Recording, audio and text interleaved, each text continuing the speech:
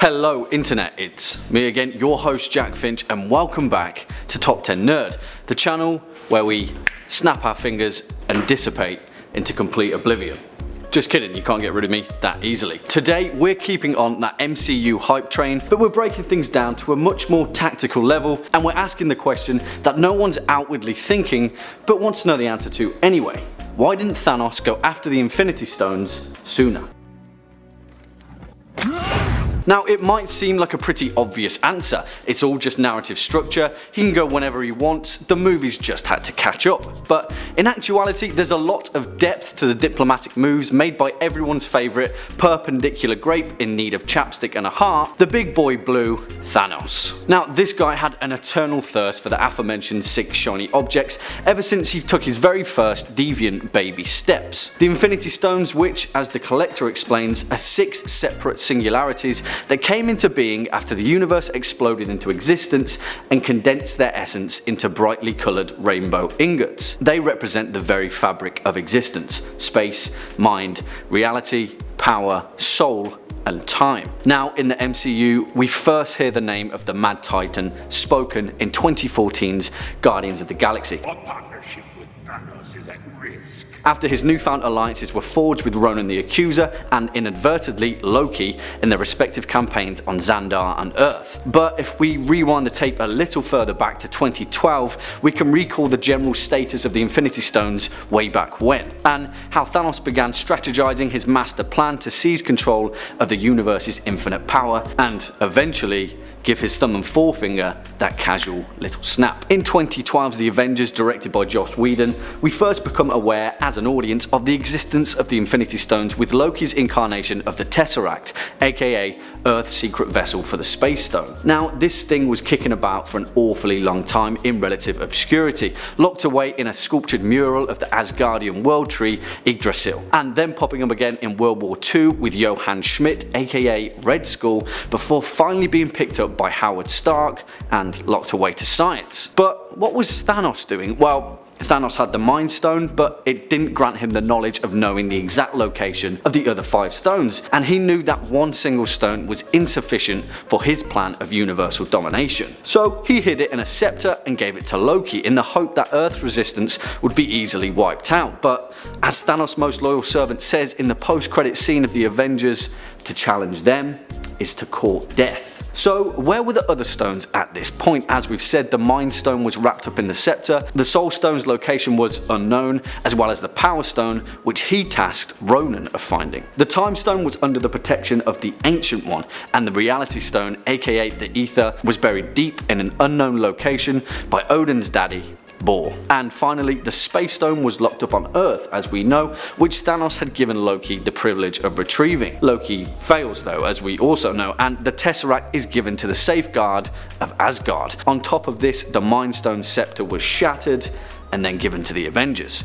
But the big question here is, why didn't Thanos just swoop down there and then and retrieve the Mind Stone? Well, that's because Thanos is a big blue baddie, notorious galactic pirate and general Mad Titan, and absolutely everyone in the known universe knows who that guy is. As soon as he rocks up on Earth to pick up an Infinity Stone, everyone else in the universe is gonna know about it, and then the Stone's defenders are going to have the heads up over Thanos, and Thanos doesn't want that to happen. He does not like that. You see, as well as being a genocidal maniac, Thanos is also a pretty shrewd diplomat. So now we roll 6 eventual cinematic years of the Mad Titan's plans patiently being sprung into action. In 2013's Thor: The Dark World, the Ether, aka the Reality Stone, wakes up from its slumber, and beings connected to its power feel its very awakening. One of them is Malekith, the evil leader of the Dark Elves, and if he can feel it, well, so can Thanos. Eventually, the Reality Stone was handed over to Tanlir Tivan, aka the Collector, and that became just another easy iron in the fire for Thanos. He knew how much of a breeze it'd be to snatch it from the softly gloved hands of the Collector,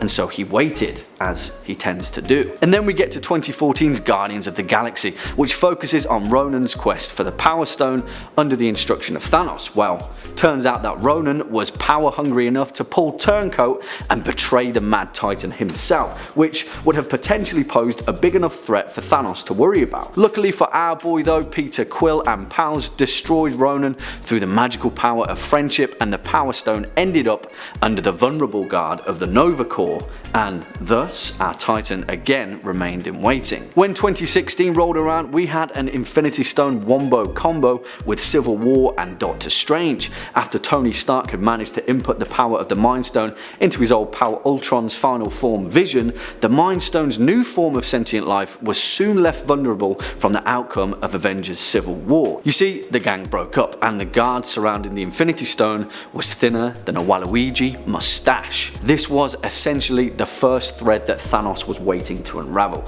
The longer he waited in relative obscurity, the more his likelihood of victory increased as his enemies fought amongst themselves, creating division and dividing their ranks. And then we learned through the story of Dr. Stephen Strange that the Time Stone was under the protection of the Ancient One, and well, Thanos isn't stupid. He's stoneless but not stupid, and knows that a showdown with the Ancient One isn't exactly the greatest of ideas. Thankfully though, again, Thanos' patience pays off and the Ancient One is killed by her former student Caecilius. The Time Stone is left under the guard of Doctor Strange, who is appointed as the new Sorcerer Supreme, but he hasn't yet grown powerful enough to stop our big blue Titan. Things are generally looking good on all fronts for Thanos at this point, and the universe has worn away most of its defensive grasp on the Infinity Stones. Then we have the events of Guardians of the Galaxy 2, where the potential power rival of Ego, a celestial daddy planet that would have a fair shot at chewing up Galactus himself, is killed off by his own son Star-Lord, and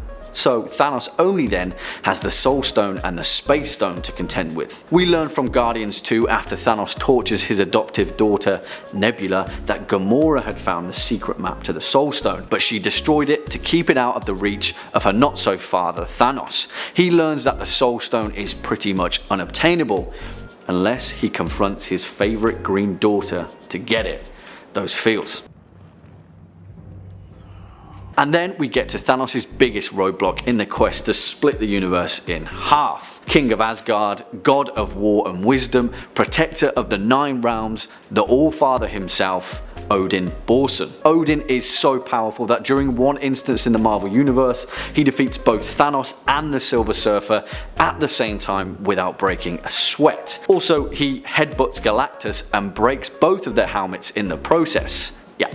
He's pretty Ailstorm. Although the MCU failed to depict Odin during his fullest potential, it was in Thor Ragnarok that the Mad Titan's biggest obstacle to the Infinity Stones was actually finally dealt with. After Odin, as an old and frail king, faded into death, Thanos' master plan was fully realised, and the Space Stone was left vulnerable on a broken down Asgardian ship. The patience of the Mad Titan paid off, and eventually he would fully realise the path to the Infinity Gauntlet, and well, you know how that story goes. Well, what do you guys think? Do you think Thanos had some ulterior motives that we completely missed? Let us know in the comment box down below. If you've enjoyed this top 10 list, give us a thumbs up and share this video with your nearest and dearest. If you'd like to carry on with your MCU binge, feel free to click the playlist floating above and keep on keeping on. You've been watching Top 10 Nerd, I've been your host Jack Finch, and until next time, you take it easy.